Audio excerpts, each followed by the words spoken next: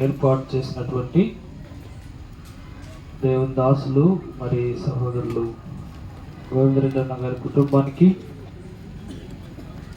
అధ్యక్షులుగా ఉండి చక్కగా నడిపిస్తున్నటువంటి దేవుని దాసులు అన్నగారికి మరి చక్కని పాటలు పాడిన వారందరికీ చేరువచ్చిన మరి ఈ ప్రాంతీయ మిత్రులు, దేశ మిత్రులు మాత్రమే కాదు, బంధువులు, స్నేహితులు అందరిని బట్టి కూడా ప్రభువును స్తుతిస్తూ ఉన్నాను. పిల్లరా, ఒక పల్లవి, ఒక చరణం దేవుని ప్రేమను గురించి పాడాలని ఒక పల్లవి. మనందరికీ తెలిసిన సుపరిచితమైన పాత కీర్తన దేవుని ప్రేమ ఇదిగో జనులారా భావంబును తెలియది అనే పాట పాడుతుండగా అందరు కలిసి పాడదాం. ఇంకా ఎవరైనా ఈ ప్రాంతంలో ఉన్నటువంటి వారందరూ ప్రేమతో తెలియజేస్తా ఉన్నాం. దేవుడు మీకు మంచి అవకాశాన్ని ఇచ్చాడు. మరొకసారి ఈ తరుణాన్ని పోగొట్టుకోవద్దని ప్రేమతో మనం చేస్తా ఉన్నాం. దేవుని ప్రేమ ఇదిగో జనులార భావంబునం తెలియరే, కేవలం నమ్ముకొనినా పరలోక జీవంబు మీ కబ్బును. కేవలం నమ్ముకొనినా పరలోక జీవంబు మీ కబ్బును.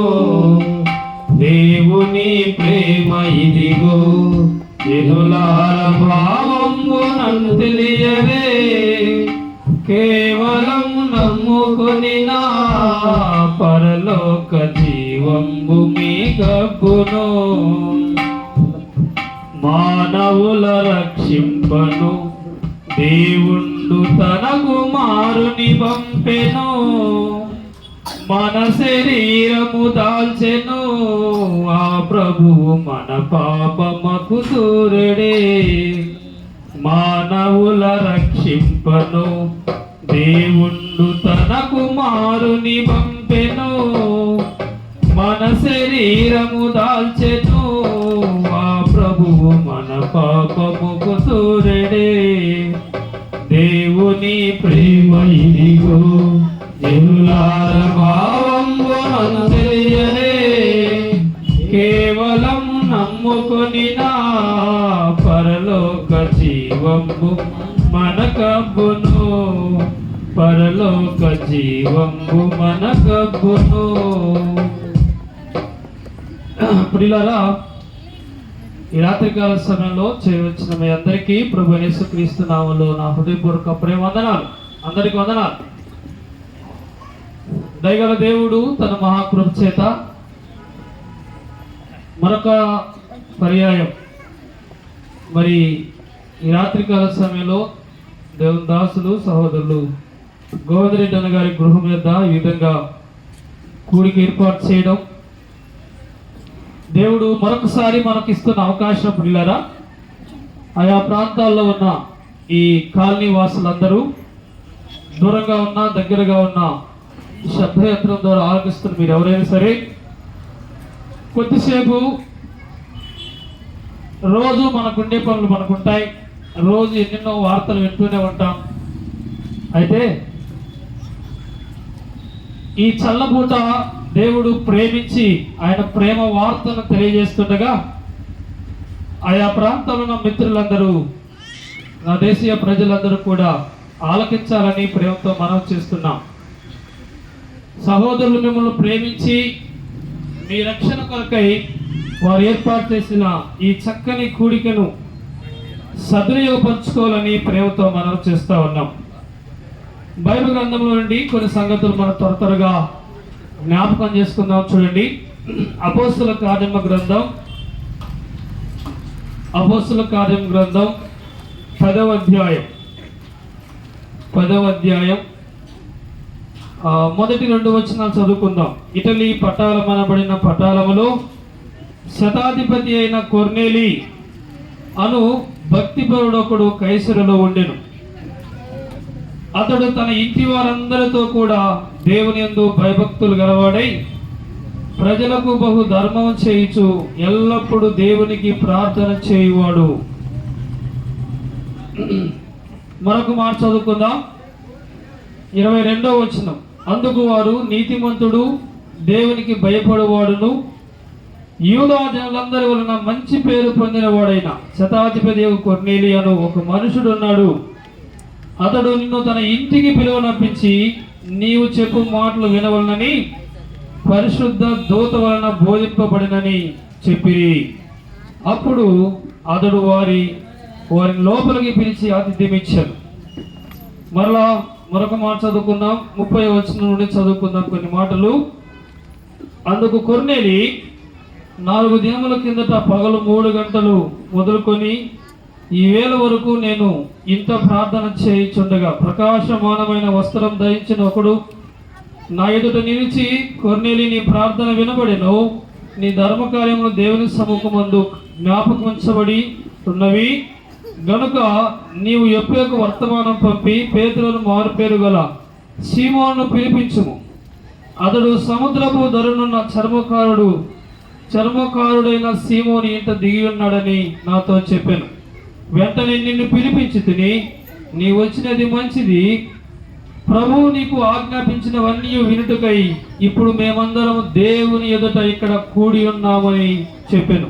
అందుకు పేతురు నోరు తెరిచిట్లే, దేవుడు పక్షపాతి కాడ నిజముగా గ్రహించి ఉన్నాను. ప్రతి జనములోనూ ఆయనకు భయపడి నీతిగా నడుచువారిని ఆయన అంగీకరించును. యేసుక్రీస్తు అందరికీ ప్రభువు. ఆయన ద్వారా దేవుడు సమాధానకరమైన సువార్తను ప్రకటించి ఇశ్రాయేలుకు పంపిన వర్తమానము మీరెరుగుదురు. చిన్న మాట ప్రార్థన నేను కూడా చేస్తాను. దయగలిగిన మా తండ్రి, కృపగలిగిన మా ప్రభువా, మహోన్నతుడా, ఘనమైన శ్రేష్టమైన అమూల్యమైన మీ నామానికి మా హృదయపూర్వకమైన కృతజ్ఞతా స్తుతులు స్తోత్రములు చెల్లిస్తున్నాం. ఈ రాత్రికాల సమయంలో నీవు ప్రేమించి మీ అమూల్యమైన రక్షణను దయచేసి నాయనా, మీ దాసుడు గోవిందన్న గారి కుటుంబాన్ని మీరు రక్షించుకున్నారు. తాను పొందుకున్న రక్షణ ఎంత విలువైనదో, నీవు ఎలా ప్రేమించావో ఆ ప్రేమను ఇతరులకు తెలియచేయడానికి దేవుని దాసులను, సంఘాన్ని, బంధువులను, ఈ కాలనీ వాసులను, ఆయా స్థానిక సంఘాలను ఆహ్వానించుంటుండగా మా ప్రభువా, ఇప్పటి వరకు చక్కని కీర్తనతో నిన్ను కీర్తించడానికి అందరి స్వరాలను మీరు ముట్టారు, తాకారు, మీరు మహింపరచబడ్డారు. ఇప్పుడు నీ పక్షంగా అత్యల్పుడు నిష్ప్రయోజకుడైన నేను నాయన నిలబడి ఉంటుండగా నన్ను మరుగు చేయండి. నేను ఎక్కడ కూడా కనబడకుండా మీరే మీ వాక్కు ద్వారా ఇక్కడ కావలసిన ప్రతి ఒక్కరికి కావలసిన అమూల్యమైన సంగతులు మీ లేఖనాల ద్వారా మాట్లాడండి. నీ ప్రేమను వెల్లడిపరచండి. లేఖనాల ద్వారా నువ్వెంతగా ప్రేమిస్తున్నావో ఆ ప్రేమకు లోబడితే కలిగే ప్రయోజనం ఏంటో మీరే తేటగా ప్రత్యక్షపరచమని. అయ్యా, నిష్ప్రయోజకుని ఎన్నిక లేని వాడని ఆయన, అయ్యా మీరే మాట్లాడితే మా అందరికి క్షేమం, మా అందరికి మేలు. ఈ రాత్రి కొందరైనా నీ వైపు ఆకర్షించబడటానికి, నీ ప్రేమను తెలుసుకోవడానికి సహాయం చేయమని, కుటుంబానికి రావాల్సిన న్యాయమైన ప్రతిఫలం అనుగ్రహించి మహిం పొందమని, చేరవచ్చిన ప్రతి బిడ్డను దీవించమని, ఈ ప్రాంతంలో ఉన్న ప్రతి కుటుంబాన్ని రక్షించమని, దీవించి ఆశీర్వదించమని, వారు చేస్తున్న ప్రతి పనిలో మీరు తోడుగా ఉండండి. వారి బిడ్డల చదువుల్లో, ఉద్యోగాల్లో, వ్యాపారాల్లో, పాడి పంటల్లో, పశు సంపదల్లో సమస్తములో మీరు తోడుగా ఉండి అందరికీ నాయన ఆత్మరక్షణ కలుగు చేసి పరలోక ఆశీర్వాదాలు అనుగ్రహించి మహిం పొందమని మా ప్రభు అయిన యేసుక్రీస్తు వారి పరిశుద్ధమైన నామములో స్తోత్రములు చెల్లించి ప్రార్థించి అడిగి పొందుకుంటున్నాము తండ్రి, ఆమేన్. ప్రియమైన దేవుని పిల్లలారా,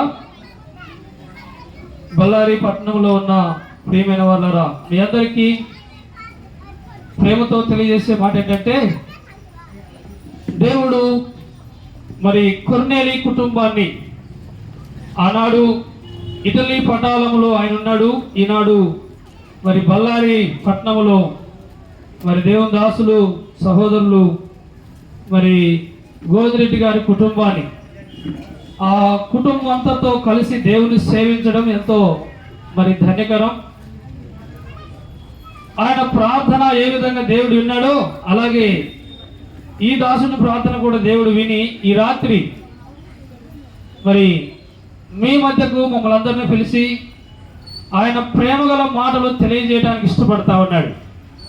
చాలామంది ఏమనుకుంటారంటే, సార్ మీరు చెప్పేది ఏం అర్థం కావట్లేదండి అంటుంటారు. కొన్నిసార్లు ఒక యవనస్తుని వాళ్ళ నాన్నగారట 1వ తరగతి నుండి 10వ తరగతి వరకు తెలుగు మీడియం చదువుకున్నాడట. దేంట్లో? తెలుగు మీడియంలో. ఇంటర్మీడియట్ ఇంగ్లీష్ మీడియంలో వేసాడట. ఆ బాబు ఫోన్ చేశాడట కాలేజీ నుండి, డాడీ ఇక్కడ వీళ్ళు ఏం చెప్తున్నారో అర్థం కావట్లేదు, గంటకొకరు వస్తున్నారు, ఏదో చెప్తున్నారు, వెళ్తున్నారు, నాకేం అర్థం కావట్లేదు అంటే, నేను వస్తాను డాడీ అన్నాడంట.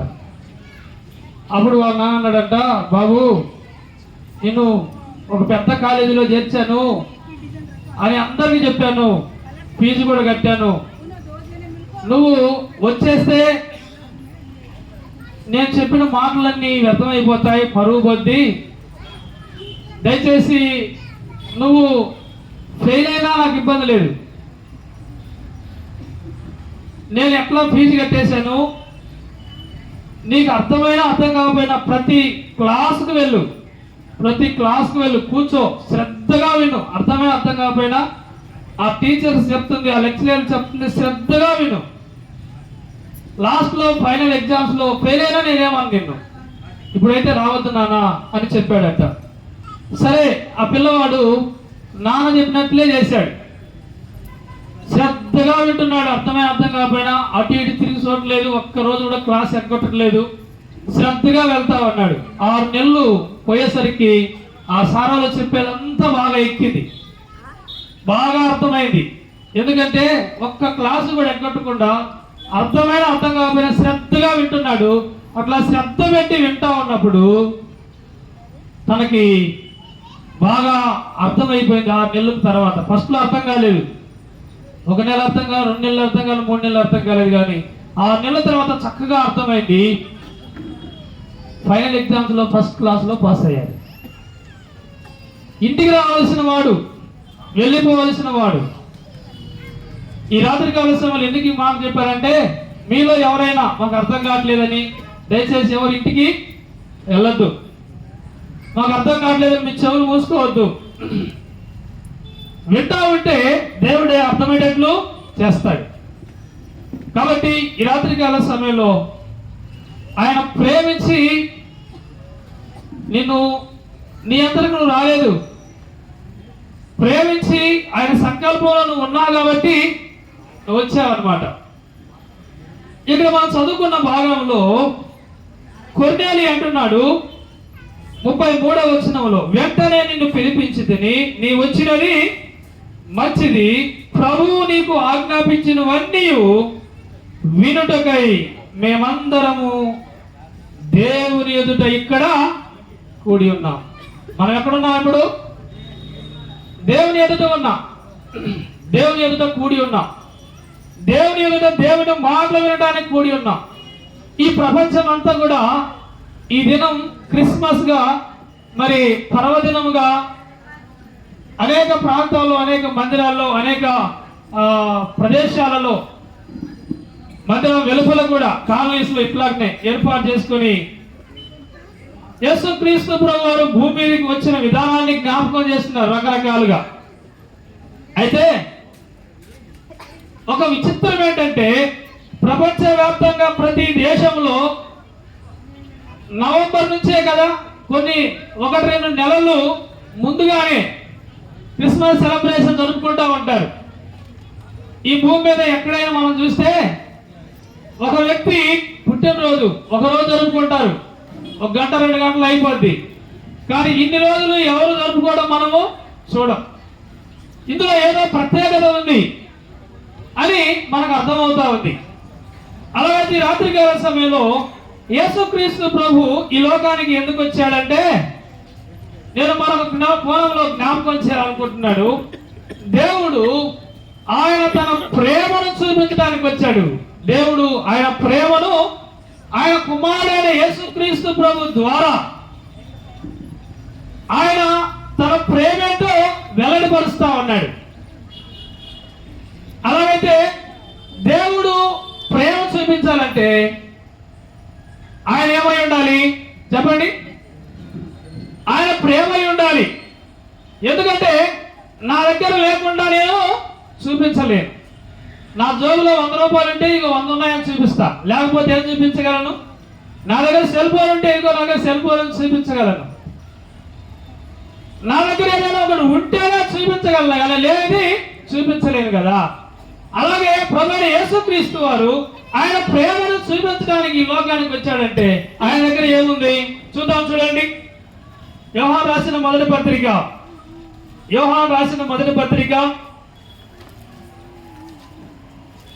4వ అధ్యాయం 8వ వచనం చూడండి. యోహాను రాసిన మొదటి పత్రిక 4వ అధ్యాయం 8వ వచనం.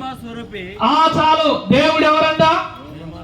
దేవుడు ప్రేమ స్వరూపి. ఓ నా ప్రియ సోదరుడా సోదరి, అమ్మాయ, ఈ బళ్ళారి ఈ ప్రాంతంలో ఉన్న ఈ కాలనీ వాసులారా, నా దేశ మిత్రులారా, ప్రేమతో మీకు తెలియజేస్తున్నాయంటే దేవుడు ప్రేమ స్వరూపి.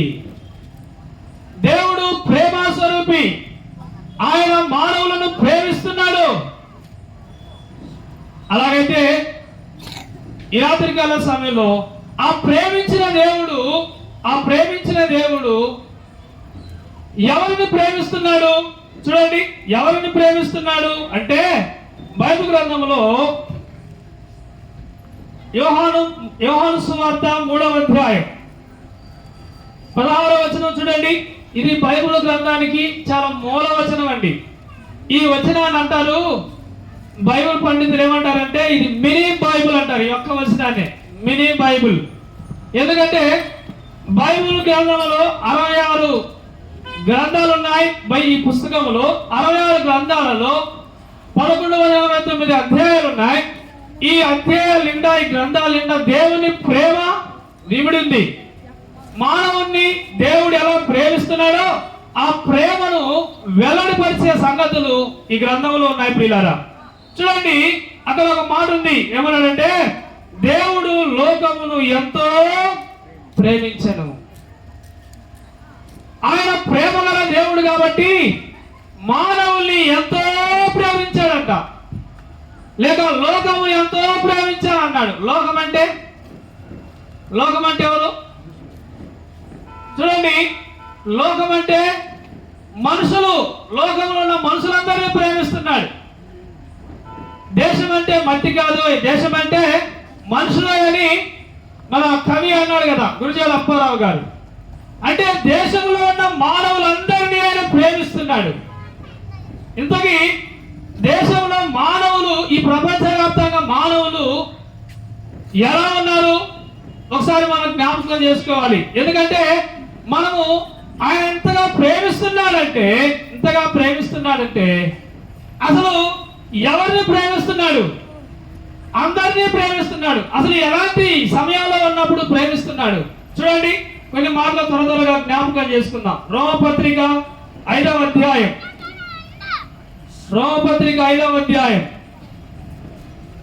8వ వచనం చూడండి. 6 చదువుకుందాం, లేక సహాయకరం. 6 చదువుకుంటే ఏలయనగా మనం ఇంకా బలహీనమై ఉండగా, చూడండి, మనం ఇంకను బలహీనులమై ఉండగా క్రీస్తు యుక్త కాలమున భక్తిహీనుల కొరకు చనిపోయాను. 8వ వచనం. అయితే దేవుడు మన ఎడల తన ప్రేమను వెల్లడిపరుచున్నాడు. ఎట్లనగా మనం ఇంకను పాపులమై ఉండగా క్రీస్తు మన కొరకు చనిపోయాడు. ప్రియులారా, ఇక రాయబడిన మాటలు ఏంటంటే, ఒకటి, మనము బలహీనులము, భక్తిహీనులము, మనము పాపులము అన్నాడు. ఎవరిని ప్రేమిస్తున్నాడంట? ఇక రాయబడిన మాట ఏంటంటే, ఆయన మనల్ని బలహీన సమయంలో ప్రేమిస్తున్నాడు, భక్తిహీనులుగా ఉన్నప్పుడు ప్రేమిస్తున్నాడు. ఇంకా చెప్పాలంటే మనం పాపులుగా ఉండగా ప్రేమిస్తున్నాడు. ఇంకా అన్నాడు 10వ వచనంలో, శత్రువులుగా ఉండగా ప్రేమిస్తున్నాడు. మీరు చెప్పండి, బలహీనులను ప్రేమిస్తారా ఎవరైనా? మన ఇంట్లో వివాహానికి వచ్చిన అమ్మాయి ఉంది, అమ్మాయికి పెళ్లి చేయాలని తిరుగుతా ఉన్నాం. ఎవరిని చూస్తాం? బలహీనను చూసి పెళ్లి చేస్తామా? మంచి ఆరోగ్యవంతుణ్ణి, మంచి ఉద్యోగస్తుణ్ణి, తర్వాత నా కూతుర్ని పోషించగలడా లేదా, చక్కగా మరి చూసుకోగలడా లేదా, తనకి ఆరోగ్యం ఉందా లేదా కదా. అంతెందుకండి, ఒక పూట కదా, ఒక పూట మనం వంట వండుకునే కూరగాయలు మన ఇంటి ముందుకు వస్తే పాడైపోయిన వాటిని వేసుకుంటామా? దాగైన వాటిని, దెబ్బతిన్న వాటిని, నలిగిపోయిన వాటిని మనం సెకండ్లు వేసుకుంటావా? అతను ఏమవుతుందో తీసి పక్కన పెడతా. ఎందుకంటే నలిగిన వాటిని, బలహీనమైన వాటిని ఎవరు ఇష్టపడరు. పిల్లరా, దేవుడు మన ఎడల తన ప్రేమను ఎలా వెల్లడిపరుస్తున్నాడంటే బలహీనులను ప్రేమిస్తున్నాడు, భక్తిహీనులను ప్రేమిస్తున్నాడు. భక్తి కలిగిన వారిని కాదండి ప్రియులారా, భక్తిహీనులను ప్రేమిస్తున్నాడు. యేసుక్రీస్తు ప్రభువులో ఉన్న ప్రత్యేకత ఏంటంటే ఆయన భక్తిహీనులను, బలహీనులను ఆయన ప్రేమిస్తున్నాడు ప్రియులారా. ఇలా ప్రేమించేవారు ఎవరైనా ఉన్నారా? పెళ్లి రోజు ప్రమాణం చేస్తారు బాగానే కదా, నా జీవితకాలం అంతా ఆరోగ్యమైన, అనారోగ్యమైన, వ్యాధి అయినా, బాధ అయినా, కలిమైన, లేమైనా నిన్ను విడవక జీవితాంతం ఇతరులతోనే జీవిస్తాను, ఈమెతోనే జీవిస్తానని ప్రమాణం చేస్తారు కదా. అయితే కొంచెం బలహీనత వస్తే ఏం చేస్తున్నారు? ఎంతో మందిని చూస్తున్నా, కొంచెం బలహీనత వస్తే ప్రేమించేవారుగా కనబడట్లేదు. అమ్మగారింటికి పంపిస్తారు. భర్త కొంచెం బలహీనత అయితే విడిచిపెట్టి వెళ్ళిపోయే వాళ్ళు ఉన్నారు. ఎంతో మందిని మనం చూస్తున్నాం. కానీ దేవుడు మన ఎడలైన ప్రేమను వెల్లడిపరుస్తున్నాడు. బలహీన సమయాల్లో కూడా, భక్తిహీన సమయాల్లో కూడా మనల్ని ప్రేమిస్తున్నాడు. ఇంకా అన్నాడు, పాపులను ప్రేమిస్తున్నాడు. చూడండి, అమ్మా నీ భర్త పలానా వీధిలో వేరే వారి మీద తాగి గొడవ పెట్టుకున్నాడు, మీ భర్తకు బదులుగా నిన్ను స్టేషన్ తీసుకెళ్తాం అంటే ఏమంటారు? ఏం మాట్లాడుతున్నారండి మీరు? వాడిని ఏమైనా చేసుకోండి, నాకు వాడికి సంబంధం లేదు అనేవారు లేరా? కానీ ప్రభు యేసుక్రీస్తు వారు ఆయన మాటలు తెలియజేస్తున్న విధానం ఏంటంటే, ఆయన చూపిస్తున్న ప్రేమ ఏంటంటే, పాపులమైన మనల్ని బైబిల్ గ్రంథం చెప్తా ఉంది. పాపులు అంటే పాపములో ఉన్న వ్యక్తి ఎక్కడున్నాడు? ఎఫెసీ పత్రిక 2వ అధ్యాయం ప్రకారం మనం గమనిస్తే పాపముల చేతను, అపరాధముల చేతను చచ్చిన వారై ఉండగా అన్నాడు. అసలు పాపములో ఉన్న వ్యక్తి మరణించిన వారితో సమానం అన్నాడు. అలాగైతే చచ్చిన వారిని ఎవరైనా ప్రేమిస్తారా? ప్రభువైన యేసుక్రీస్తు వారు పాపుల కొరకు, చనిపోయిన వారి కొరకు ఆయన ప్రాణం పెట్టి బ్రతికించాడు. అదే ఆయన ప్రేమ. ప్రియులారా, ఈ రాత్రికాల సమయంలో మనం ఒకటి ఆలోచన చేయాలి. ఎంతో అల్లాహ్ ముందుగా ప్రేమించే వాళ్ళు కూడా చనిపోయిన వ్యక్తిని ఆ చనిపోయిన సమయంలో ఏడుస్తారు, కానీ వారి దగ్గరకు వచ్చి, అమ్మా నీ భర్తను కోల్పోయి చాలా దిగులు పడుతున్నావు, చాలా బాధపడుతున్నావు, అట్లాగైతే మేము వెళ్తామని ఒక 4 రోజులు ఉంచుకో అంటే ఏమంటది? అన్న వద్దన్నా తీసుకెళ్ళి పాతి పెట్టండి, తీసుకెళ్ళి దహన సంస్కారం చేయండి. ఎందుకు? కట్టుకున్న భార్య అయినా బ్రతుకున్నప్పుడే ప్రేమిస్తారు, మరణిస్తే ఎవరు ఉంచుకోరు. కన్న బిడ్డలైనా సరే, అమ్మ తల్లి నీ కొడుకు కోసం ఇంత రోధిస్తున్నావు కదా, సరే ఒక 4 రోజులు ఉంచుకో, మేము మరలా వస్తాంలే అని అన్నారనుకో, ఉంచుకుంటారా? ఉంచుకోరు. కానీ ప్రభువైన యేసుక్రీస్తు వారు చనిపోయిన వారిని, అంటే పాపముల చేత, అపరాధం చేత చచ్చిన వారిని ప్రేమిస్తున్నాడు. అలాగైతే ఇప్పుడు ఈ ప్రేమగల దేవుడు, ఎంతో ప్రేమించిన ఈ దేవుడు ఎంతకాలం ప్రేమిస్తున్నాడు? చూడండి, ఎంతకాలం ప్రేమిస్తున్నాడు? ఇర్మియా గ్రంథం 31వ అధ్యాయం ఇర్మియా గ్రంథం 31వ అధ్యాయం 3వ వచనం చూడండి. ఇర్మియా గ్రంథం 31వ అధ్యాయం 3వ వచనం. చాలా కాలం కిందట యెహోవాకు నాకు ప్రత్యక్షమై ఇట్లను, శాశ్వతమైన ప్రేమతో నేను నిన్ను ప్రేమించున్నాను గనుక విడువక నీ ఎడల కృప చూపుతున్నాను. ప్రియులారా, బైబిల్ గ్రంథం చెప్తుంది, ఈ బైబిల్ దేవుడు ప్రభు యేసుక్రీస్తు వారు ఇలా అంటున్నారు, ఆయన శాశ్వతమైన ప్రేమతో ప్రేమిస్తున్నాడట. ప్రేమించే వ్యక్తి విడువడండి, ప్రేమించే వ్యక్తి ఎడబాయడండి. ప్రేమించే వ్యక్తి కృప చూపుతాడు కానీ హాని చేయడు. నిన్నగాక మొన్ననే ఒక వార్త వచ్చింది తెలంగాణలో. చాలా ఇష్టపడి పెళ్లి చేసుకున్నాడట. ఇద్దరు ఒకరొకరు ప్రేమించుకున్నారట. ఇష్టపడి పెళ్లి చేసుకొని 6 నెలలు ఏంటంటే కర్ర తీసుకొని కొట్టాడు, బలమైన కర్ర తీసుకొని. భార్య చనిపోయింది. ఇది ప్రేమేనా? ప్రేమించిన వ్యక్తి చంపుతాడా?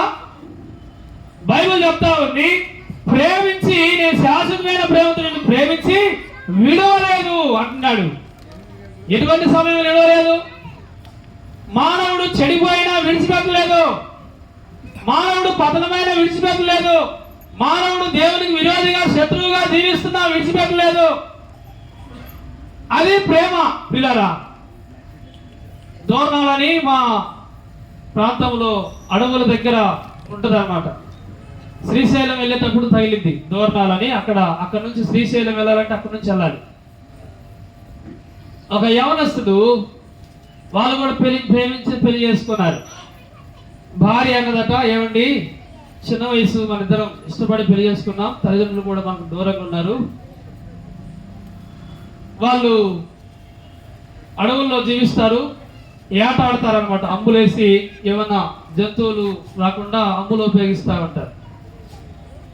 భార్య తాగొద్దన్నదని, చిన్న వయసే 18 ఏళ్ళు ఉంటాయి అబ్బాయికి, అమ్మాయికి 14-15 ఉంటాయి అంతే. అంబు తీసుకొని కొట్టాడు. ఇక్కడ లెఫ్ట్ సైడ్ తగిలితే చనిపోయేది, ఇక్కడ ఈడిస్తే వెనక్కి వెళ్ళిపోయిందండి. ప్రాణాపాయ స్థితిలో కొట్టుమిట్లాడుతూ ఉండగా చూసిన వాళ్ళు హాస్పిటల్లో చేర్చారు. వారిని ఎంక్వైరీ చేస్తే అసలు వీళ్ళెవరు ఏంటి అని ఎంక్వైరీ చేస్తే వారు అన్నారంట తల్లిదండ్రులతోటి, మేమిద్దరం ప్రేమించుకున్నాం, మమ్మల్ని ఎవరు విడదీయలేరు, మిమ్మల్ని విడిచిపెడతాను కానీ ఈ అమ్మాయి నేను విడిచిపెట్టినన్నాడంట. ఆ అమ్మాయి అన్నదంట, మిమ్మల్ని విడిచిపెడతాను కానీ ఆ అబ్బాయి నేను విడిచిపెట్టినన్నారు. కానీ ఇప్పుడు ఏమైంది? ప్రేమించినోడు అమ్ముతో కొడతాడా? నిజమైన ప్రేమ ప్రాణం తీయదు ప్రియులారా.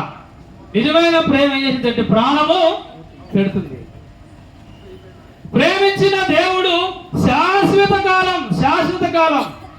ఇంకా చెప్పాలంటే ఎప్పటి నుంచి ప్రేమిస్తున్నాడంటే ఎఫెసీ పత్రిక 1వ అధ్యాయం. ఎఫెసీ పత్రిక 1వ అధ్యాయం చూడండి. ఎఫెసీ పత్రిక 1వ అధ్యాయంలో అక్కడ 4-6 వచనాలు కలిసి ఉంటాయి. మనము అవసరమైన మాట చదువుకుందాం. ప్రేమ చేత జగత్తు పునాది వేయబడక ముందే ఆయన మనల్ని, ప్రేమ చేత ఆయన క్రీస్తులో మనలను ఏర్పరచుకొనెను. ఎప్పుడంట? జగత్తు పునాది వేయబడక ముందే. ఓ సోదరుడా, సోదరి, అమ్మాయ్యా వినండి, ఈ భూమికి పునాదులు వేయకముందే, మీ అమ్మ నాన్న, మీ తాతయ్య తాతమ్మ, మీ జయము పుట్టక ముందే, ఇందులో ఈ మానవుడు అనేవాడు లేక ముందు నుంచే దేవుడిని ప్రేమిస్తున్నాడట. అబ్బా, ఎంత ప్రేమ అండి! ఇలా ప్రేమించేవారు ఎవరు ఉన్నారా? జగత్తు పునాది వేయబడక ముందే ఆయన్ని ప్రేమించి యేసుక్రీస్తు ప్రభువులోని ఏర్పరచుకొని ఇష్టపడుతున్నాడు. ఎందుకు ఇంతకాలం దూరంగా ఉన్నావు? ప్రేమించిన దేవుడు ఆయన దగ్గరికి నువ్వు రావట్లేదని, కాలం పరిపూర్ణమైనప్పుడు ఆయనే మానవుడిగా ఆత్మరూపిగా ఉన్న దేవుడు శరీరం దాల్చుకొని నీవలే నవలే రక్తమాంసంలో పాలివాడై కన్యమరే గర్భములో ఈ భూమి మీదకి ప్రేమ కుమారుడుగా దిగి వచ్చాడు. ఆయన ఎందుకు వచ్చాడంటే ఆయన ప్రేమ చూపించడానికి వచ్చాడు. ప్రియారా, శిక్షించడానికి రాలేదు యేసు ప్రభు, రక్షించడానికి. ఆయన తన ప్రజలను వారి పాపము నుండి రక్షించును గనుక ఆయనకు యేసు పేరు పెట్టబడును. అలాగైతే ఈ రాత్రికాల సమయంలో నా ప్రియమైన సోదరుడా సోదరి, అమ్మాయ, దేవుడు ప్రేమ స్వరూపి. ఆ ప్రేమ స్వరూపి అయిన దేవుడు ఎంతో ప్రేమిస్తున్నాడు. ఎవరిని ప్రేమిస్తున్నాడంటే అందరినీ ప్రేమిస్తున్నాడు. ముఖ్యంగా పాపులను కూడా ఆయన ప్రేమిస్తున్నాడు. ఎంతకాలం అంటే శాశ్వత కాలం. జగత్తు పునాది వేయబడినప్పటి నుంచి ప్రేమిస్తున్నాడు. కొండలు, పర్వతాలు, సముద్రాలు ఇవన్నీ లేక ముందు నుంచే నీ మీద ప్రేమ ఉంది. తెలుసా? అది తెలుసుకుంటే నువ్వు ధన్యుడవు. పిల్లరా, ప్రేమించిన వారి కోసం ఆయన ఏం చేశాడు? ప్రేమించిన వారి కోసం ఆయన ఏం చేశాడు? చూడండి, ప్రేమించిన వారి కోసం ఏం చేశాడంటే యోహాను మొదటి పత్రిక 3వ అధ్యాయం, యోహాను మొదటి పత్రిక 3వ అధ్యాయం 16వ వచనం చూడండి. యోహాను మొదటి పత్రిక 3వ అధ్యాయం 16వ వచనం. ఆయన మన నిమిత్తము ప్రాణము పెట్టిన గనుక. చూడండి, వినండి వినండి. ఓ నా దేశీయ మిత్రులారా, సహోదరి సహోదరులారా, ఈ బళ్ళారి వాసులారా, దేవుడు ఆయన మన నిమిత్తము తన ప్రాణమును పెట్టాడు. ఏసాడంట. ఇంతకంటే ఎక్కువైన ప్రేమ ఉంటుంది ఏమైనా? బైబిల్ గ్రంథం చెప్తా ఉంది, సర్వలోకం ఒక తక్కెట్లో పెడితే, మానవుని ప్రాణం ఒక తక్కెట్లో పెడితే లోకం తేలిపోద్దంట. మానవుని ప్రాణం అంతా విలువైనది. ఒక వ్యక్తి సర్వలోకాన్ని సంపాదించుకొని తన ప్రాణాలు పోగొట్టుకుంటే ఏమి ప్రయోజనం? మానవుని ప్రాణమే అంత విలువైందైతే పిల్లలు వినండి, మరి దేవుని ప్రాణం ఎంత విలువైంది? నిన్ను నన్ను ప్రేమించి ఆ దేవుడు ప్రేమించిన దేవుడు ఏం చేశాడంటే, ప్రేమిస్తున్నానని పరలోకం నుండి ఇదిగో భూలోకం ఉన్న మానవులారా నేను ప్రేమిస్తున్నానని మాటలతో చెప్పలేదు. ఈ లోకంలో చాలా మంది ఉంటారు కదా, మాటలు చెప్పే వాళ్ళు ఉంటారు. ఎంతో మంది ఎన్నెన్నో మాటలు చెప్పేవాళ్ళు చాలా మంది ఉంటారు. కానీ ప్రభు అయిన యేసుక్రీస్తు వారు మాటలతో తన ప్రేమను చూపించలేదు, కానీ క్రియల్లో ఆయన ప్రేమను ఏం చేయాలంట? పిల్లరా, ఆయన మన నిమిత్తం తన ప్రాణం ఎట్టిన కనుక ఇందులో ప్రేమ ఎట్టిదని తెలుసుకొస్తున్నాం. ఈ రోజుల్లో మనం గమనిస్తే బిడ్డల కొరకు తల్లిదండ్రులు ప్రాణం పెట్టడానికి వెనుకాడుతున్నారు. ఎంతో మంది కని కవర్లో చుట్టి పడేసిపోతున్నారు. అందుకే ప్రభు అన్నాడు, స్త్రీ తన గర్భమును పుట్టిన బిడ్డను కరుణింపక తన చట్టి బిడ్డను మరచునా వారైనా మరచుదురు కానీ నేను మరువను. మరిచే తల్లిదండ్రులు లేరా? ఒక తల్లి పాలిస్తా ఉండగా బిడ్డ పాలు తాగుతూ వాడు కొరికాడని చెప్పేసి కత్తి తీసుకొని పొడిచిందటండి. తల్లేనా? తల్లే. యేసు ప్రభు వారు ఆయన తల్లి కంటే మించిన ప్రేమ ఆయన పొడిపించుకున్నాడు సిలువలో బాహువుల చేత, పడవ దెబ్బల చేత ఆయన దెబ్బలు తిన్నాడు, కానీ ఆయన పడవలేదండి. ఆయన పొడవడానికి రాలేదు. ఒకసారి ఒక రాజుగారి దగ్గర ఒక మంత్రి పనిచేస్తా ఉన్నాడంట. ఆ మంత్రి గారికి యేసు ప్రభు వారి ప్రేమ గురించి విని, ఆయన ప్రేమ సువార్త విని రక్షించబడ్డాడు. దేవుని ప్రేమ ఎంత గొప్పదో తెలుసుకున్నాడు. రోజు చెప్తా ఉంటాడంట రాజుగారికి, రాజా రాజా, యేసు ప్రభు చాలా ప్రేమ గల దేవుడు రాజా, ఆయన మనల్ని ప్రేమించి ఆయన ఈ లోకానికి వచ్చి నీ కొరకు నా కొరకు ప్రాణం పెట్టాడు రాజా అంటే ఆ రాజు ఎప్పుడు తృణీకరించేవాడట. ఊరుకో మంత్రి, నువ్వు భలే చెప్తా ఉంటావు. యేసు ప్రభు నిజంగా మనల్ని ప్రేమిస్తే అసలు దేవుడే ఆయన ఎందుకు రావాలి? నేనున్నాను ఈ రాజ్యానికి రాజుని, ఏదైనా పని చేసుకొని రమ్మంటే భటులు పంపిస్తే పని చేసుకొని వస్తారు, లేకపోతే నా తర్వాత మంత్రి బృందం ఉంది, నువ్వున్నావు, వెళ్ళి పని చేసుకోరమ్మంటే చేసుకొని వస్తారు. మరి దేవుడే ఆయన పరలోకం నుంచి ఎందుకు రావాలి? ఆయన దూతలు పంపించవచ్చు కదా, లేకుంటే ఎవరినైనా పంపించి మానవులు రక్షించే పని చేయొచ్చు కదా అంటే ఈయనకి ఎలా చెప్పాలో అర్థమయ్యేది కాదు కొన్ని రోజులు. వెయిట్ చేశాడు. ప్రభువా, ఈ రాజుకు అర్థమైనట్లు ఎలా చెప్పాలి, నాకు కొంచెం ఆలోచన దయచేయి, నీ ప్రేమను తెలియజేయాలని ఆశ ఉంది, జ్ఞానం ఏది ప్రార్థన చేసుకుంటా ఉండేవాడు. ఒకరోజు ఏం జరిగిందంటే, భటులు కొంతమంది, ప్రధానమంత్రిగా ఉన్న ఈ మంత్రి, రాజు అందరూ కూడా ఆ రాజుకు ఉండే ఆ రాజభవనం చుట్టూ, ఆ రాజు కోట దగ్గర కొలను ఉండేది. కొలను చెరువులాగా ఉంటుంది అనమాట. ఆ చుట్టూ ప్రకృతిని చూడటానికి ఒక రోజు పడవలో అందరూ ప్రయాణం చేస్తా ఉన్నారు. ప్రయాణం చేస్తూ ఉండగా తన రాజు కుమారుడు, చిన్న కుమారుడు ఒక అబ్బాయి ఉన్నాడు రాజుకి. ఆ చిన్న కుమారుడు రాజు కుమారుడితో పాటు మరికొంతమంది పిల్లలు ఆటలాడుకుంటున్నారు. ఒక బాలాట ఆడుకుంటున్నారు. బాలాట ఆడుకుంటా ఉంటే ఈ రాజు కుమారుడికి వెళ్ళి అవతల పిల్లవాడు ఆ బాలు తన్నేసరికి వాడు పట్టుకోలేక ఆ గట్టు మీద పడి పొలంలో పడిపోయింది. వీళ్ళందరూ ఆ ప్రకృతిని చూస్తున్నారు, ఆ పచ్చదనాన్ని తిలకిస్తున్నారు. అదంతా ఆహ్లాదకరంగా ఉంది, ఆ సౌందర్యంగా ఉంది, అంటే చూస్తున్నారు. రాజుగారి మనసు మాత్రం గట్టున ఆడుకుంటున్న తన కుమారుని మీద ఉంది. కుమారుడు వైపే చూస్తున్నాడు. ఈడు ఆ చెరువు కట్ట ఒడ్డున, ఆ కొలను ఒడ్డున ఆడుకుంటున్నాడు. కాలుదారి నేలలో పడిపోతాడు ఏమని చెప్పి చూస్తా ఉన్నాడు. వీళ్ళందరూ ఏమో ఆనందిస్తున్నారు. ఆయన మనసంతా పిల్లోడి మీదే ఉంది. ఇంకేముంది, ఆ బాలు కోసం వచ్చాడు. ఆ పిల్లవాడు అలా అమాంతంగా నీళ్ళలో పడిపోయాడు. ఎవరికి చెప్పకుండా రాజు గబక్కిన ఫాస్ట్ గా నీళ్ళలో దూకేసి ఈత కొట్టుకుంటా వచ్చి తన కుమారుని రక్షించుకున్నాడు. అప్పుడు మంత్రి వచ్చి అన్నాడు, రాజా, ఎందుకు నువ్వే దూకావు? ఇంతమంది భటులు ఉన్నారు, ఈ భటులకు ఆజ్ఞాపిస్తే ఎవరో ఒకరు దూకి రక్షించేవాళ్ళు కదా, లేక నీ ప్రాణానికి నా ప్రాణం పెడతాను, మంత్రి నేనున్నా కదా, నాకు చెప్తే నేనే దూకి రక్షించేవాడిని కదా, నువ్వే ఎందుకు దూకావు అని అడిగితే అప్పుడు రాజు అన్నాడట, మంత్రి కన్న ప్రేమ కదా, మీ అందరికీ చెప్పే ఆ సమయం కూడా లేదు. వాడు ఎప్పుడైతే నీళ్ళలో పడ్డాడో ఆ కన్న ప్రేమ ఆగలేకపోయింది. మీకు చెప్పడానికి మాడలేదు, వెంబడ దూకేశాను. ఒకవేళ మిమ్మల్ని పంపించిన నా అంత శ్రద్ధగా కాపాడతారో లేదు, రక్షిస్తారో లేదు అంటే అప్పుడు మంత్రి అన్నాడంట, సరిగ్గా 2000 సంవత్సరాల క్రితం ప్రభు యేసుక్రీస్తు వారు చేసింది కూడా ఇదే రాజా. 2000 సంవత్సరాల క్రితం యేసు ప్రభు కూడా తన దూతలు పంపించలేదు. ఆయన కూడా పరలోకం నుంచి ఇంకొకరు ఎవరు పంపించలేదు, కానీ దేవుడే నేరుగా సాక్షాత్తు మానవుడిగా ఈ భూమి మీదకి వచ్చాడు. ఎందుకు? చూడండి, తిమోతికి రాసిన మొదటి పత్రిక 2వ అధ్యాయం 6వ వచనం చూడండి. తిమోతికి రాసిన మొదటి పత్రిక 2వ అధ్యాయం 6వ వచనం.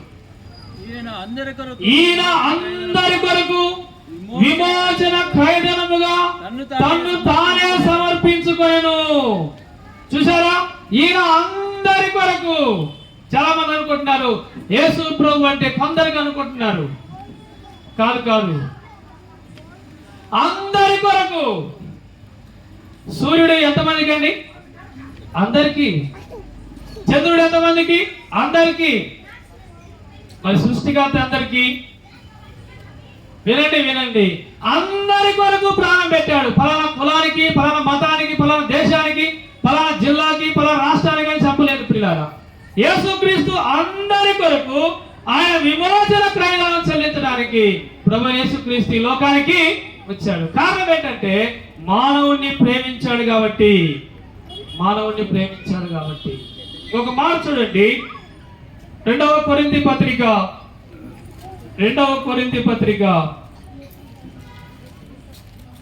8వ అధ్యాయం 9వ వచనం చూడండి. 2వ కొరింథీ పత్రిక 8వ అధ్యాయం 9వ వచనం. మీరు మన ప్రభు అయిన యేసు క్రీస్తు కృపను ఎరుగుదురు కదా, ఆయన ధనవంతుడయుండియు మీరు తన దారిద్ర్యం వలన ధనవంతులు కావాలని మీ నిమిత్తము దరిద్రుడు ఆయను. విన్నారా? ఎందుకంట బైబిల్ గ్రంథం చెప్తా ఉంది, ఆయన కృప ఏంటంటే ప్రేమించిన దేవుడు మనల్ని ధనవంతులు చేయడానికి, ధనవంతుడైన ఆయన ఈ లోకానికి ఎలా వచ్చాడు? దరిద్రుడిగా వచ్చాడు. ఊహిస్తారా మీరు? మన దేశ ప్రధాని మీరు వచ్చి నా సీట్లో కూర్చోండి, నేను వచ్చి మీ స్థానాన్ని తీసుకుంటా అంటాడా? సాధ్యమేనా? ఊహించగలమా? అది ఊహించడానికి కూడా సాధ్యం కాదు. కానీ ప్రభువు యేసుక్రీస్తు వారు ఆయన మనల్ని ప్రేమించి మనల్ని ఆయన ఎదుట కూర్చుని పెట్టుకున్నాడండి. పరలోకంలో దేవుడితో పాటు కూర్చుని పెట్టుకున్నాడు. ఎఫెసీ పత్రిక 2:7 అన్నాడు. ఓ ప్రియులారా, ప్రేమించిన దేవుడు పరలోక ధనవంతుడు మన నిమిత్తం దరిద్రుడయ్యాడు. నా దేశ ప్రజలు ఎంతో మంది పేదవాళ్ళు ఉన్నారు. వాళ్ళ కొరకు నేను పేదవాళ్ళు అయితాను, వాళ్ళని నేను ధనవంతులు చేస్తానన్నాం. ముఖ్యమంత్రి కానీ ప్రధానమంత్రి కానీ ఉన్నారా? ఎవరు ఉండరు. ఉండటం అది అసాధ్యం. ప్రభువైన యేసుక్రీస్తు వారు తన పిల్లలమైన మనము దరిద్ర స్థితిలో ఉన్న పాపములో పడి కొట్టుమిట్టులాడుతూ చచ్చిన స్థితిలో ఉండగా మనల్ని బ్రతికించడానికి ప్రేమించిన దేవుడు తన ప్రాణాన్నే పెట్టాడు. అయితే ఈ ప్రేమించిన దేవుడు ప్రాణం పెట్టాడు కదా, ఇప్పుడు ఏం చేస్తున్నాడు మరి చూడండి. ఇప్పుడు ఏం చేస్తున్నాడంటే మత్తయి సువార్త 11:28 చూడండి. మత్తయి సువార్త 11వ అధ్యాయం 28వ వచనం. ప్రయాసపడి భారమును మోసుకొనుచున్న సమస్త జనులారా నా యొద్దకి రండి. ఎందుకు రమ్మంటున్నాడు? ఆయన దగ్గరకు వస్తే ఏముంటది చెప్పండి. సీఎం గారు ఫోన్ చేసి ఉద్యోగాలు ఇస్తాను రండి అన్నాడు అనుకో, వెళ్తామా వెళ్ళమా? ఏముంది? ఆయన దగ్గర అధికారం ఉంది. అలాగైతే ప్రభువైన యేసుక్రీస్తు వారి దగ్గరికి వెళ్తే ఏముందంటే ఆయన దగ్గర పరలోకం ఉంది, అది ఇస్తాడు. ఆయన దగ్గర ఉన్నది పరలోకం. ప్రియులారా, నిత్య జీవం ఉంది. యుగ యుగాలు ఆయన జీవిస్తున్నాడు. ఆయన నమ్ముకుంటే నిన్ను కూడా యుగ యుగాలు జీవించేవాడిగా చేస్తాడు. అయితే ఎవరెవరు పిలుస్తున్నాడు? యెషయా గ్రంథం 45:22 చూడండి. యెషయా గ్రంథం 45:22 భూదిగంధపు నివాసులారా నా వైపు చూసి రక్షణ పొందండి. భూదిగంధ నివాసులు అందరినీ ప్రేమిస్తున్నాడు, అందరినీ పిలుస్తున్నాడు. ప్రియులారా, యేసుక్రీస్తు ప్రభు అందరినీ పిలుస్తున్నాడు. ప్రేమించిన దేవుడు ప్రాణం పెట్టి పిలుస్తున్నాడు. మీ వెల చెల్లించాను, మీ నోటు చింపేశాను, మీ బాకీ చెల్లిపోయింది, నా దగ్గరికి రండి. ఆయన దగ్గరకు వస్తే పాప క్షమాపణ ఉంది. ఆయన దగ్గరకు వస్తే ఏముంది? ఎవరిని ప్రేమిస్తున్నాడు? కీర్తన గ్రంథంలో 49వ కీర్తన మొదటి చరణంలోను 50వ కీర్తన మొదటి 2 చరణంలో ఒక మాట ఉంటుంది. సామంతులైన సామాన్యులైన, ధనికులైన దరిద్రులైన, తూర్పు నుంచి పడమటి వరకు ఉన్న భూనివాసులు అందరినీ పిలుస్తున్నాడు. ఆ భూనివాసుల్లో ఈ బళ్ళారి ప్రాంతీయులు కూడా ఉన్నారు. మిమ్మల్ని కూడా పిలుస్తున్నాడమ్మా. అయ్యా, ప్రేమించిన దేవుడు మిమ్మల్ని కూడా ప్రేమతో పిలుస్తున్నాడు. ఈనాడు చాలా మంది చేసిన తప్పును బట్టి కాదు పాతాళానికి వెళ్తుంది. మనం చేసిన తప్పులకి ప్రభు ఎప్పుడో ప్రాణం పెట్టాడు, వెల చెల్లించాడు. అయితే ఎందుకు పాతాళానికి వెళ్తున్నామంటే, ఎందుకు వెళ్తున్నారంటే ఆయన పిలుస్తుంటే ఆయన దగ్గరికి రాక. నేను త్వరగా ముగిస్తున్నాను. ఒక గ్రామంలో 2 యవనస్తులు ఉన్నారు, బాగా చదువుకున్న యవనస్తులు. ఒకళ్ళంటే ఒకళ్ళు మంచి ప్రాణం పెట్టేవాళ్ళు అనమాట. ఒకరోజు ఒక కాలం మీద కూర్చొని, ఒక బ్రిడ్జి మీద కూర్చొని వ్యవహారం చేస్తూ ఉన్నారు. అర్థమైంది కదా వ్యవహారం అంటే? ఇద్దరు మాట్లాడుకుంటా ఉన్నారు, ముచ్చటిస్తున్నారు.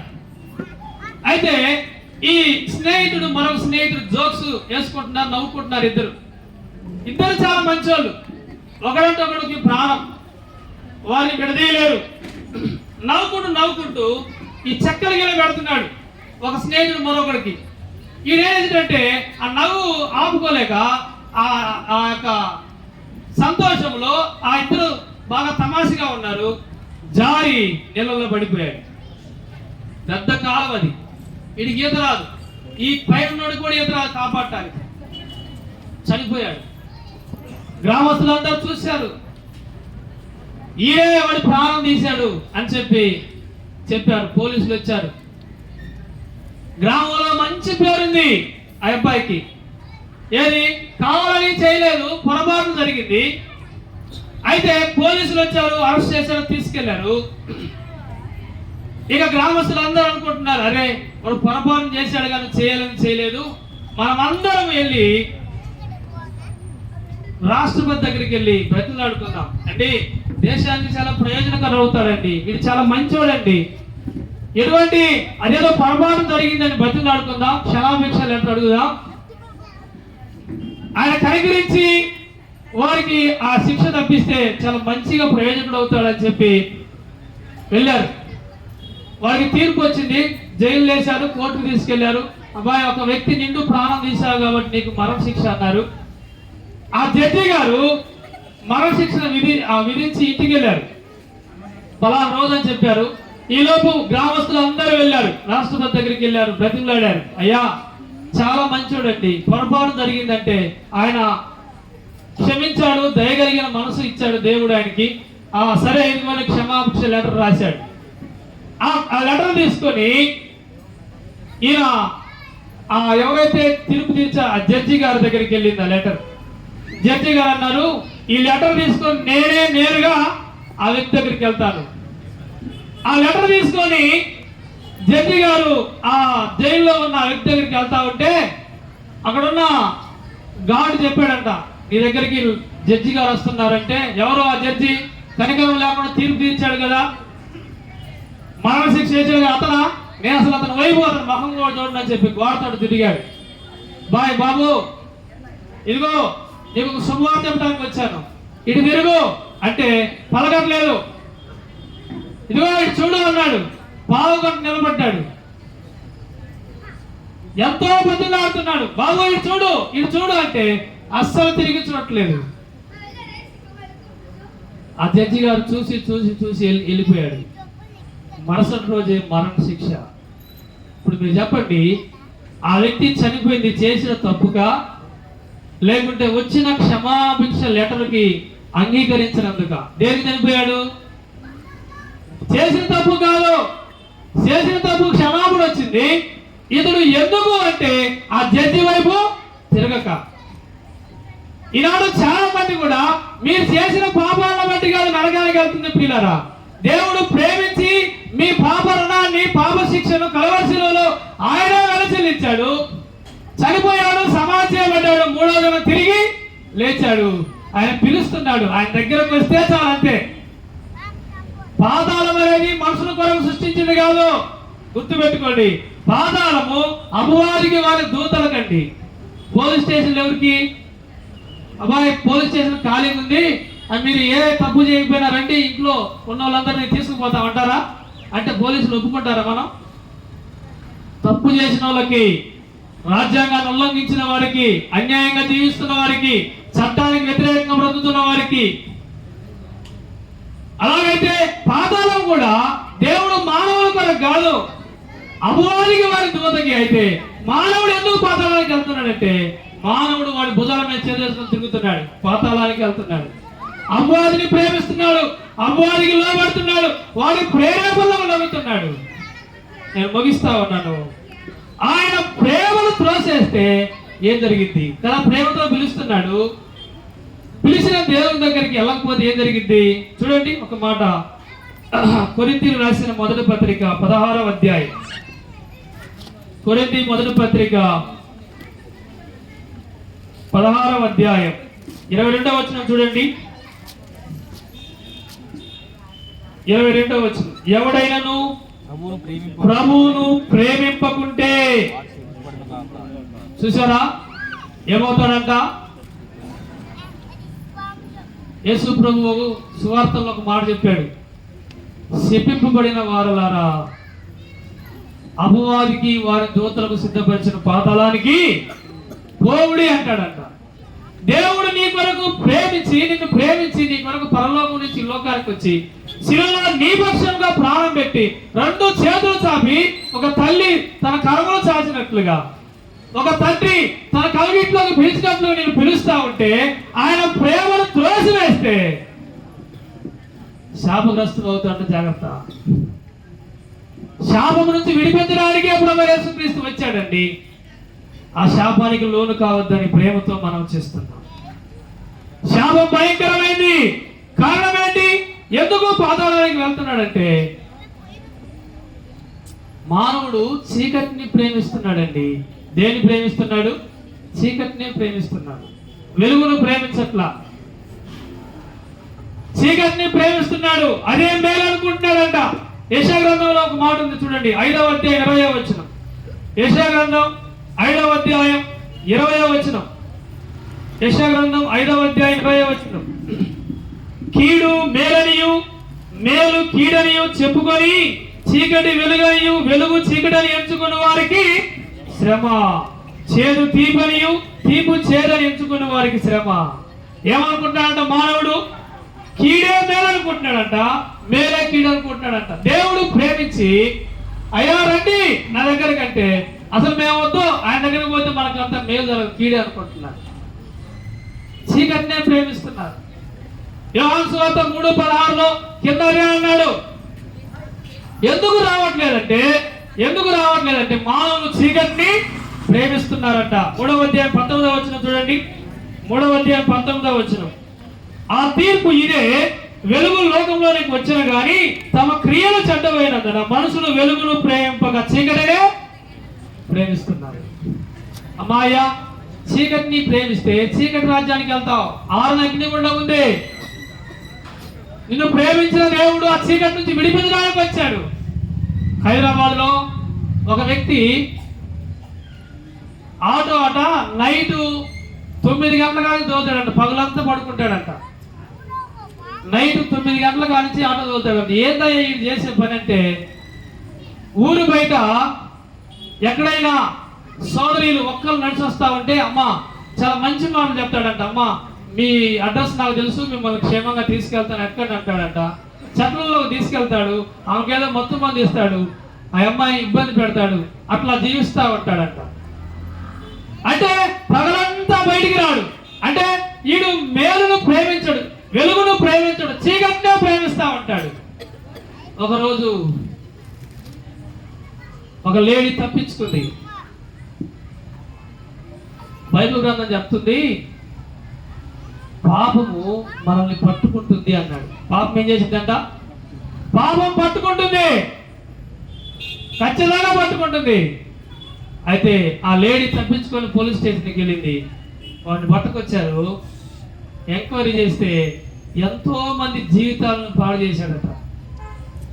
అయితే పోలీసులు ఇక వాడు ఏం కోరుకున్నాడు? చీకటినే కదా, పగలు వస్తుంది డ్యూటీ చేయడు, అంతా చీకటిలోనే, రాత్రి అతను పని. ఇక బయటకు రాకుండా చీకటి గదిలో బంధించారు జీవితాంతం. ఇక వాడి జీవితం అంతా ఏమైపోయింది? అల్లాడిపోతున్నాడు. నువ్వు కూడా చీకటినే ప్రేమిస్తావా? కీర్తన గ్రంథంలో ఒక మాట ఉంది, దుష్టులు దేవుని మనసు జనులందరూ పాతాళానికి దిగిపోతారు. ఆ పాతాళ నుంచి పైకి లాగడానికి ప్రభువైన యేసుక్రీస్తు వారు 2 చేతులు చాపి పిలుస్తున్నాడు. వస్తావా ఈ రాత్రి? నిన్ను ప్రేమించిన దేవుడు ఆయన దగ్గరకు వస్తే ఏం జరుగుతుందంటే, నీకు నూతన హృదయము, నూతన స్వభావము ఇచ్చేస్తాడు. ఎవడైనా క్రీస్తు నందు ఉండేలా వాడు నూతన సృష్టి అన్నాడు. ప్రేమించి ప్రాణం పెట్టిన దేవుడు, నిన్ను ప్రాణంగా ప్రేమించే దేవుడు తన కవిగిట్లోకి పిలుస్తా ఉండగా ఆయన రెక్కల కింద ఎందుకు రాకూడదు? కోడి పిల్ల తల్లి రెక్కల కింద ఉన్నంతసేపే క్షేమం, రెక్కల బయటకు వస్తే గద్దెత్తుకోకపోతే, నువ్వు కూడా రెక్కల కిందకి రాకపోతే అబువా ఎత్తుకొని పోతాడు, ఆరు అగ్నికి తీసుకెళ్తాడు. అక్కడ ఎంత కేకలు వేసినా, ఎంత ఏడ్చినా, ఎంత ప్రార్థన చేసినా జవాబులు రావు. కాబట్టి నా ప్రియమైన స్నేహితులారా, సహోదరి సహోదరులారా, ప్రేమించి ప్రాణపెట్టిన ఆ ప్రభు యేసుక్రీస్తు వారిని ప్రేమతో స్వీకరించాలని ప్రేమతో మాటలు తెలియజేస్తూ మీ రక్షణ కొరకై దేవుడి మాటలు దీవించును గాక. ఈ అవకాశం ఇచ్చిన స్థానిక సంఘ ప్రియులకు, మరి ప్రేమతో ఆహ్వానించిన గోవిందరెడ్డి కుటుంబానికి నా హృదయపూర్వకమైన ప్రేమ వందనాలు తెలియజేస్తున్నాను.